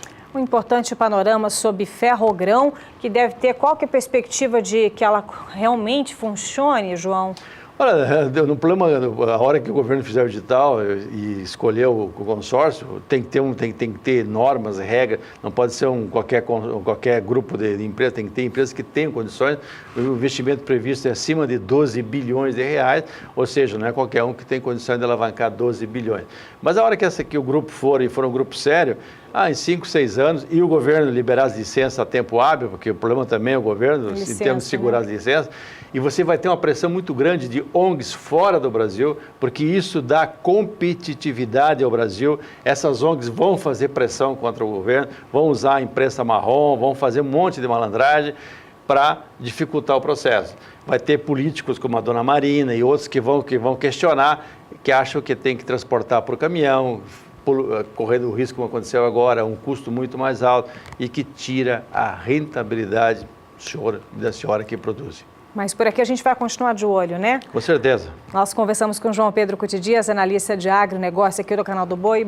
Uma boa semana para o senhor. Obrigado. A gente vai continuar para todos nós com chuva, né? Chuva na época dessa é uma bênção de Deus. É verdade. E por aqui a gente tem mais informação, hora de voltar a B3, onde tem avaliação, né, Antônio? É isso mesmo, e vem aí a 7ª avaliação de desempenho de gado canchim. Quem traz pra gente as informações é Walter Puga, direto da B3 em São Paulo. Ô Walter, conta pra gente como que será essa avaliação? Ok. Olha, o que ocorre é que a Associação Brasileira de Criadores de Canchim, ela estruturou, né, a 7ª prova canchim de avaliação de desempenho. Ela será agora dia 11 de novembro, né, lá em Angatuba, na Ilma Agropecuária. Agora, todo o processo começa agora, no dia 8, na próxima quarta-feira, né? Essa prova de avaliação de desempenho do gado canchim, ela é realizada já há 6 anos consecutivos, uma prova anual, avalia cerca de 200 animais aproximadamente, dividido em 2 grupos, nascidos entre julho e agosto e entre setembro e novembro, oriundos aí de 20 criadores, e segue 20 critérios, né, para cada edição. São vários criadores de canchim que aprimoram a raça já há mais de 30 anos. Né? O objetivo dessa Associação Brasileira de Criadores de Canchim é difundir a raça e trazer de novo ao mercado o que há de melhor em gado canchim. Eu conversei sobre isso com o presidente da entidade e você o Mauri Dorta Júnior, que é técnico da Embrapa, já acompanha também, é um médico veterinário responsável por toda essa prova de canchim, de avaliação de desempenho, mas eu conversei com o presidente da Associação dos Criadores de Gado Canchim. Veja. Adriano, obrigado por ter vindo. Vamos agora explicar o que é essa 7ª prova. São 6 anos, já 7 anos consecutivos de avaliação do gado canchim. Mas esse é um trabalho antigo, né? O canchim já é estudado e avaliado há 30 anos, não? Puga, eu agradeço o convite do Canal do Boi por estar aqui. Queria parabenizá-lo pelo trabalho, sempre trazendo informações com muita segurança, dando um norte para o nosso setor, né? O canchim, esse ano que vem, vai fazer 65 anos, tá? Uma raça que foi desenvolvida pelas mãos de pesquisadores na Embrapa São Carlos, berço aqui em São Paulo, né? E essa prova de avaliação que acontece, estamos na 7ª edição, anualmente reunimos cerca de 20 criadores de todo o Brasil, em média 200 animais avaliados. Pode-se dizer que hoje a maior prova de taurinos que ocorre no Brasil é o que acontece lá em Angatuba, na nossa propriedade. Lá na Ilma Agropecuária, em Angatuba, no interior de São Paulo. Exatamente. Agora, essas avaliações permitem, vamos dizer, uma comprovação no mercado do que pode contribuir para a nossa pecuária, o gado canchim. Sim, como eu estava falando um pouquinho antes com você, o canchim já vem passando por provas de ganho de peso há praticamente 3 décadas, né? Começou no IZ, Instituto de Zootecnia, em Pirassununga. Também em São Paulo. Também em São Paulo. Passou pela Exalc USP, em Piracicaba. De lá foi para a Lagoa da Serra. Depois passou a fazer parte das fazendas particulares. Uma delas, na verdade, a única que cedia hoje uma prova de avaliação é a nossa. A Ilma Agropecuária lá em Angatuba. Isso. Então, a gente fala que ela está na 7ª edição, porque há 7 anos, de 7 anos para cá, a prova passou por uma evolução muito grande. Antigamente, a gente avaliava apenas o desempenho, o ganho de peso, CE e peso final. A partir de 2010, a prova passou por algumas adaptações, como eu falei. Foram inseridas algumas outras avaliações, que foi a área de olho de lombo, acabamento de gordura. Você foi aprimorando a avaliação? Foi aprimorada, graças a um pessoal que teve uma iniciativa há 7 anos atrás. A diretoria do Canchim falou, bom, precisamos de mais evolução, precisamos de algo a mais. Então, de documentar isso tudo. Documentar e buscar o que o mercado busca, né? Procura no gado. O que o mercado procura hoje, o que a gente precisa evoluir. Então foram inseridas algumas características visando atender essa demanda. Agora, o Canchim, o que você destaca como fundamental para contribuir para a pecuária brasileira? Eu costumo dizer que para a pecuária se evoluir, eu sou criador de Canchim, eu sou suspeito a falar da raça Canchim, mas eu costumo dizer o seguinte, as raças precisam se complementar. Isso é muito bem exemplificado na suinocultura e nas aves. Ninguém defende uma raça em suínos ou em aves. As raças se complementam para buscar aumento de produtividade. Características de uma, características de outra. Esse cruzamento é que contribui. O que o Canchim pode contribuir. Então, não quero dizer que o Canchim é melhor nisso, melhor naquilo. Aonde o Canchim pode contribuir? Em desempenho, conversão alimentar, rendimento de carcaça, rusticidade e precocidade. Ou seja, ele contribui com um pouco de cada item que essa pecuária precisa. Que a pecuária precisa. Então, hoje, o que é a ideia? O Canchim pode contribuir muito nos programas de ATF, como sabe-se que usou muitas raças britânicas nos cruzamentos. Queira ou não queira, isso acabou diminuindo um pouquinho o tamanho das carcaças dos animais. Isso é visto com muita frequência no Sul. Pesquisadores do Sul têm me reportado isso. Então, onde o Canchim pode contribuir? Colocando um pouquinho mais de carcaça, de peso, de volume, de carne nesses cruzamentos, principalmente com fêmeas F1. É onde o Canchim entra forte hoje como parceiro no cruzamento industrial, com essas fêmeas F1 oriundas dos cruzamentos britânicos, de raças britanizadas, que foram muito utilizadas nos últimos 2, 3 anos. Bom, e se você está interessado em adquirir gado Canchim, temos também em Angatuba, entre os dias 8 e 14 agora de novembro. Programa De Olho na Fazenda. De Olho na Fazenda no Canal do Boi. Podemos comprar, adquirir animais da raça Canchim. Exatamente. Adriano, o que nós podemos ter nesses dias de venda de gado Canchim lá em Angatuba? Por que acontece esse evento do dia 8 ao 14? Porque no dia 11 tem o encerramento da prova de ganho de peso, da pecuária, que é o que dá a base aos nossos touros hoje, né? Que dá consistência.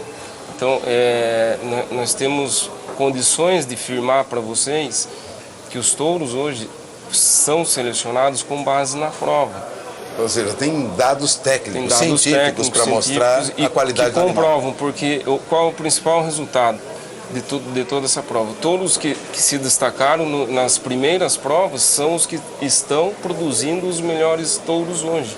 Então isso dá muita consistência e muita confiança para a gente poder estar indicando um touro. E aí o leilão, a venda nesse período de 8 a 14. Exatamente. O pessoal do canal vai estar toda essa semana entre 8 a 14 lá na fazenda, acompanhando a avaliação da prova, acompanhando as avaliações dos animais, os técnicos que estão lá e oferecendo o Canchim. Então assim, a gente quer dar base ao que nós estamos vendendo, consistência. Podemos afirmar com grande segurança que o touro que vai ser comprado é um touro que tem uma base de avaliação. Base dessa avaliação. Agora, são quatro pecuaristas envolvidos nesse projeto. Além da Ilma Agropecuária, que o Adriano dirige, sim, nós temos mais 3 parceiros nessa venda, não? Fazenda São Tomé, que fica em Goiás, Fazenda São Joaquim, que fica em Minas Gerais, e a fazenda Itamaraty, que fica no Mato Grosso, e nós em São Paulo. Então temos 4 pontos no Brasil, onde o pecuarista poderá comprar o touro e retirar em uma dessas 4 fazendas, e vamos ter também a bonificação de frete. E o pecuarista que comprar, ele pode escolher ou retirar em uma dessas 4 fazendas, ou para carga fechada, ele vai conseguir um bônus de frete de 500 km a partir de uma dessas 4 propriedades. Bom, está aí uma oportunidade. A partir do dia 8, o Canal do Boi estará participando e acompanhando o que vai resultar aí nessa 7ª prova Canchim de avaliação de desempenho com venda de gado Canchim entre os dias 8 e 14. A prova, vale lembrar, vai se realizar será realizada em 11 de novembro. O final dela é 11 de novembro. A prova já começou em junho. Já começou em junho. Quer dizer, são avaliações constantes. Isso. Quer dizer, o resultado final é que teremos no dia 11 de novembro. Exatamente. Mas as vendas de Canchim começam no dia 8. Dia 8. Bom, 150 touros. 150 touros, como lembraram a gente aqui. Tá muito bom. Eu agradeço, Adriano, a sua presença aqui. Nós vamos divulgar esse evento e você que acompanha o Canal do Boi, a programação do Canal do Boi, terá mais informações sobre a evolução desse trabalho da Associação Brasileira dos Criadores de Canchim. Obrigado, Adriano. Eu que agradeço. Voltamos ao programa. Sucesso. Como você viu, a entrevista de Adriano Lopes, presidente da Associação Brasileira dos Criadores de Canchim, é a 7ª prova de avaliação de desempenho do gado Canchim e promete colocar no mercado 150 touros de 4 criadores que têm os melhores animais avaliados nos últimos anos. São 9h14, horário de Brasília. Daqui a pouco eu volto, nós vamos falar sobre a evolução dos negócios nos mercados de café, de boi gordo e de milho. Agora, Antônio. Obrigado, Walter, pelas informações. É isso mesmo, daqui a pouquinho nós voltaremos até a B3 Brasil Bolsa Balcão com a movimentação com as principais commodities brasileiras comercializadas no Brasil. Nós vamos para um breve intervalo comercial, mas é bem rapidinho, é tempo de beber uma água, um cafezinho, a gente está te esperando. 9h16 pelo horário brasileiro de verão. Bom dia, produtor, já na reta final, mas antes temos para você a previsão do tempo. Instabilidades ganham força na região norte do país, na região nordeste, na verdade. Você vai ter agora informações com a Juliana Rezende, da Somar Meteorologia, mas também é bom lembrar que você tem informações em tempo real daqui a pouquinho aqui no Bom Dia Produtor, direto da B3 Brasil Bolsa Balcão. Daqui a pouquinho nós teremos informações com Walter Puga para falar sobre as principais commodities brasileiras. Agora sim, nós vamos falar sobre o tempo. Instabilidades ganham força no interior nordestino. As informações com a Juliana Rezende. O volume de chuvas agora no interior do Nordeste no decorrer dos próximos dias vai ser bastante elevado e vai se concentrar justamente nas áreas mais secas da região, que são essas áreas em vermelho do mapa. Devido ao déficit hídrico do solo, os pastos não conseguem manter bom ritmo de crescimento nessas áreas. Agora, nos próximos dias, as áreas de instabilidade do centro do país vão conseguir avançar pelo interior nordestino. Vai ter chuva forte em grande parte da Bahia, acumulados de até 100 milímetros. No sul do Maranhão e também do Piauí também vai ter previsão de chuva forte. E os acumulados podem alcançar até 50 milímetros. Só que essa chuva mais expressiva não vai durar muito tempo, porque a partir da próxima semana as instabilidades já vão perder força. Os acumulados agora seguem baixos e não devem passar de 30 milímetros do oeste ao sul da Bahia. Nas demais áreas onde ainda chove, previsão de chuva muito fraca e também isolada. Então, ao longo das próximas semanas, previsão de chuva forte ainda no interior do Nordeste, mas que não deve durar muito. Mas mesmo assim, já acaba garantindo cenários otimistas e também trazendo mais umidade no solo, favorecendo o crescimento dos pastos. Hoje eu encerro por aqui a minha participação. Até mais! Muito obrigada, viu, Juliane? Por aqui, nos últimos minutos desta edição de segunda-feira, ainda em tempo de irmos à B3 Brasil Bolsa Balcão conversar com Walter Puga Júnior, porque começou já tem alguns minutos já as primeiras negociações deste dia. E aí, Puga, começando com café?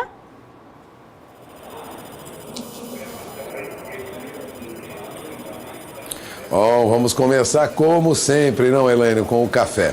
Café que teve uma queda na última sexta-feira, a pressão sobre os preços do café causada por clima favorável, né? E também algum movimento técnico no chamado mercado futuro, compra e venda de café no futuros, contratos futuros, né, por grandes investidores. Bom, os futuros de café arábica negociados em Nova York na sexta-feira, né, terminaram em baixa pela quarta sessão consecutiva. Bom, os traders que apostavam na alta das cotações do café vêm liquidando posições. Isso, lógico, pressiona o mercado. Quando há uma venda acentuada de contratos, a tendência é uma baixa. Para você ter uma ideia, na sexta-feira, o contrato de café arábica com entrega em dezembro agora recuou 245 pontos. Fechou com baixa de quase 2%. Terminou aí abaixo de $1,24 por libra-peso. Foi uma queda acentuada. Os analistas avaliam, segundo agências internacionais, que os preços ainda podem ceder mais, podendo chegar até $1,16 por libra-peso. Agora, o saldo vendido em café está próximo do recorde, segundo alguns analistas, né? A expectativa é de que esse retorno das chuvas em regiões produtoras de café aqui no Brasil, a partir de sábado até a próxima aí, segunda-feira, esta segunda-feira e durante essa semana, pressiona os futuros de café, porque se espera uma boa produção, né? Essa umidade deve favorecer o desenvolvimento das lavouras no Brasil e o mercado olha para isso com olhos de produção maior. Lógico, a expectativa de uma produção maior pressiona as cotações do café. Resumindo, na semana passada, considerando como referência aí o contrato futuro de dezembro, já uma queda de 2,10%, ou seja, uma baixa para o café na semana passada. Então tivemos uma queda para o café arábica e queda também para o café robusta na Bolsa de Londres. Aliás, os contratos se distanciam cada vez mais daquela faixa de $2.000 por tonelada. Eu falo de café robusta lá na Bolsa de Londres, né? Então tivemos aí uma queda acentuada. Não foi o que ocorreu aqui na sexta-feira. Como nós tivemos o feriado aí no domingo e uma variação no dólar, o café terminou em alta aqui na B3. Na B3, mercado futuro terminou com alta de até $1,40 por saca nos vencimentos futuros de dezembro, março e setembro do ano que vem. Mas nada que revertesse aquela baixa acentuada que nós tivemos em semanas anteriores.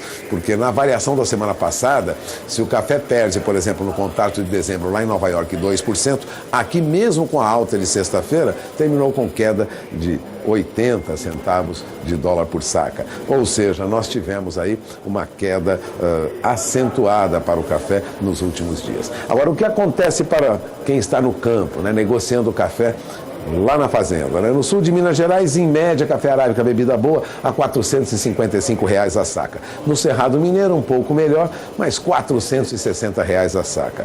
Valores bem inferiores ao que o produtor de café esperava para esse período. Café arábica Rio, tipo 7, lá da zona da mata de Minas Gerais, R$ 410 a saca. Eu falo de café arábica Rio com 20% de catação, dados apurados por Safras e Mercado. Então a perspectiva é de pressão sobre os preços e você acompanha comigo daqui a pouco o que ocorre no mercado neste momento. Mas antes disso, vamos ao levantamento do CPEA, porque o CPEA apurava na última sexta-feira que, em média, café subia um pouquinho, subia quase 0,30%. Veja, em média, café arábica R$ 446,92 a saca no levantamento do CPEA, vem com uma alta de 0,29%. Então tivemos aí uma leve recuperação para o café, depois de uma baixa em todo o final do mês de outubro até começo, primeiro dia de operação de novembro. Então, ainda sob pressão. Já o indicador para café Conilon, que tem como referência o Espírito Santo, recuava mais, recuava 1,17%, a baixa continua para o café Conilon, já terminava com queda de quase 6% no mês de outubro e continua em baixa. Você tem na tela os valores apurados pelo CPEA, em média R$ 365,51 a saca, portanto, café arábica tem ainda preço sob pressão, mas com alguma recuperação. Já no caso do café robusta, não é o que ocorre não. A queda continua. Agora veja o que acontece neste momento lá na Bolsa de Nova York e no mercado futuro, que baliza as negociações com café arábica em todo o mundo. Em média, café arábica para dezembro cai de novo, cai 80 pontos a $1,23 por libra-peso, recua 0,64%. Café para março a $1,26 por libra-peso, recua mais de 0,5%, perde 70 pontos. E o café negociado para maio a $1,29 por libra-peso, recua agora também mais de 0,5%. Mercado cede bastante lá fora e em Londres. Vamos para Londres? Veja o que ocorre com café robusta em Londres. Já a Bolsa de Londres é referência para negociações em todo o mundo com café robusta. E você tem no painel mercado estável, né? Mas bem distante dos valores que o produtor, né, do Vietnã e comerciantes de café robusta gostariam lá no mercado de Londres. Janeiro a 1.856 dólares a tonelada, março a 1.834 dólares a tonelada, o contrato para maio a 1.842 dólares a tonelada. Todos já tiveram negociações bem abaixo desses valores na cotação mínima do dia. Então, o mercado de café continua sob pressão.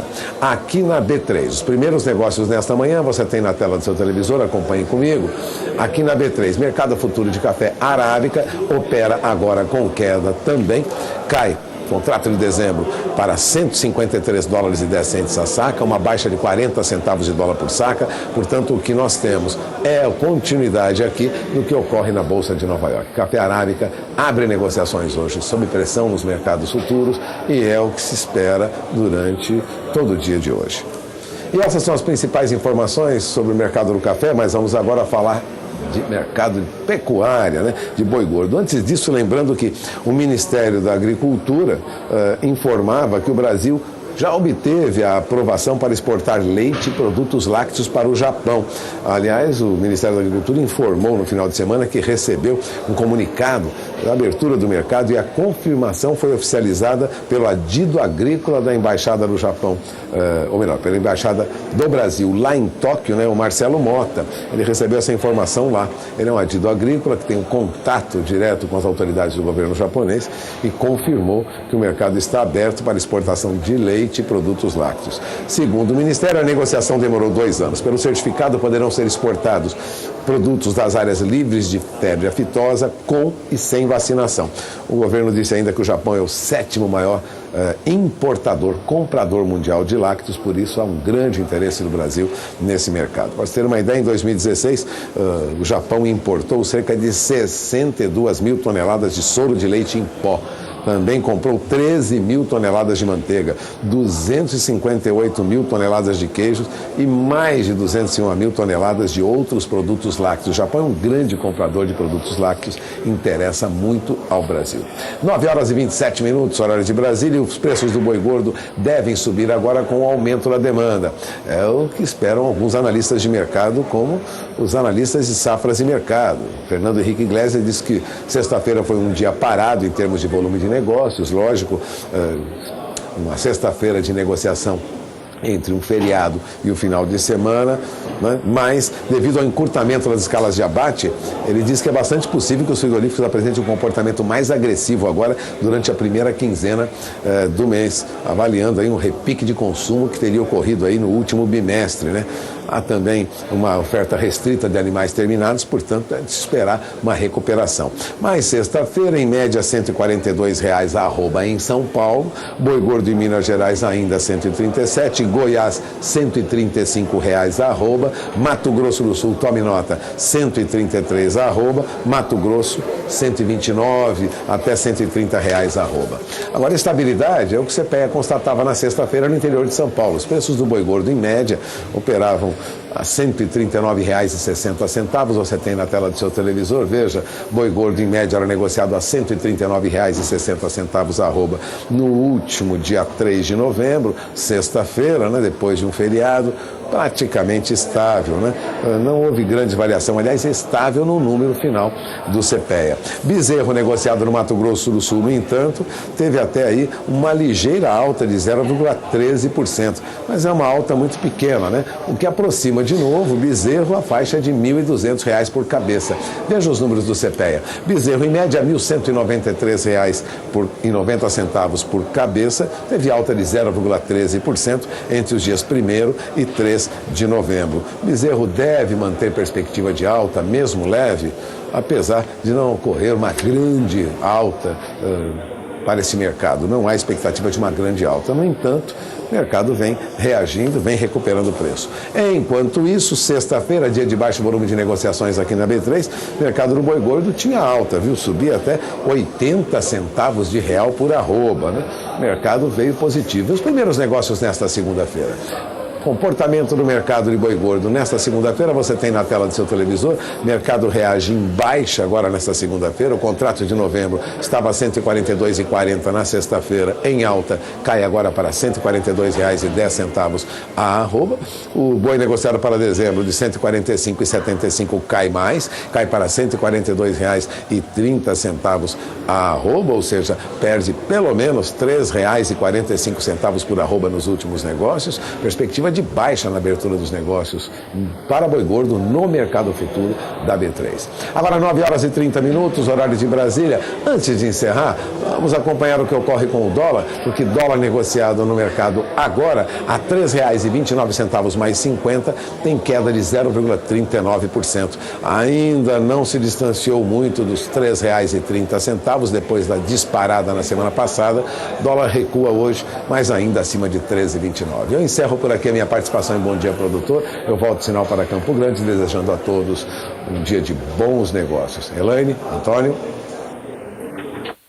Uma excelente semana para você e para toda a sua equipe. Por aqui, chegando ao fim essa edição de segunda-feira, começando muito bem a sua semana, mas eu lembro você que amanhã, a partir das 7h15, tem muito mais. E se você perdeu algum conteúdo da edição de hoje, você pode acessar daqui a pouquinho nosso canal no YouTube, youtube.com/canal do Boi. Você verá o programa na íntegra e também as principais reportagens. A gente espera amanhã. Excelente semana para você. Tchau, tchau. Boa segunda-feira.